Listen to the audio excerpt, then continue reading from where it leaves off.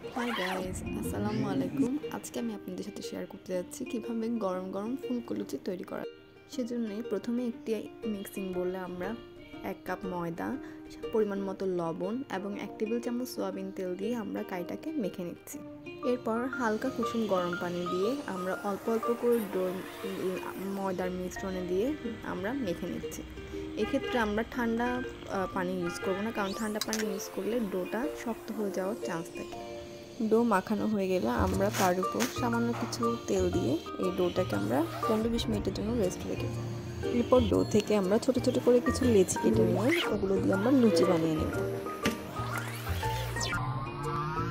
এবং এরপর আমরা লুচিগুলোকে ডুবো তেলে হালকা আছে ভেজে নেব এবং প্রত্যেক পাশে আমরা 30 সেকেন্ড করে ভেজে নেব।